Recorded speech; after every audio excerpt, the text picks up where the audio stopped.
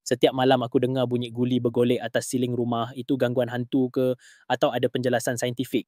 Mungkin ada kaitan dengan hantu, mungkin disebabkan benda lain. Tapi mari kita kupas satu persatu secara logik dan saintifik. Mari andaikan anda tinggal di sebuah rumah teres 2 tingkat dan mari andaikan guli sebenar bergolek dan melantun atas siling anda. Masalah utama, siling tidak mendatar. Malah, tiada permukaan rata di antara 2 tingkat rumah yang cukup licin dan sempurna untuk membolehkan guli bergolek perlahan-lahan setiap malam pada waktu yang sama.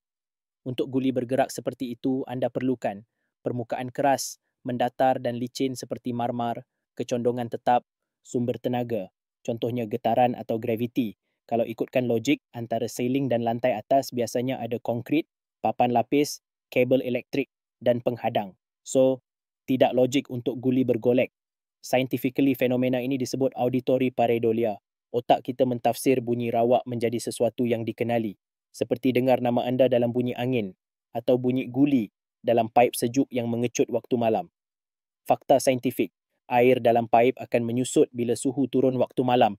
Paip yang dibuat dari logam atau PVC akan mengembang dan mengecut dan bunyinya klik, klok, tok, glink. Kalau rumah anda ada ruang kosong antara siling dan atap, bunyi ini akan bergema.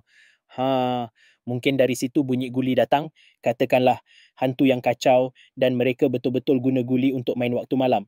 Soalan saintifiknya ialah bagaimana entiti tanpa jisim menggerakkan objek fizikal mematuhi hukum Newton sambil mengekalkan masa aktiviti yang sangat konsisten. Itu bagi orang yang mahir explain tentang hantu enjin. Bunyi guli atas siling mungkin bukan guli dan kemungkinan juga disebabkan hantu. Kalau nak tahu, kenalah panjat siling masa berbunyi tu. Hehe, sampai di sini saja. Jangan lupa follow and like untuk support content creator kecil. See you on next video.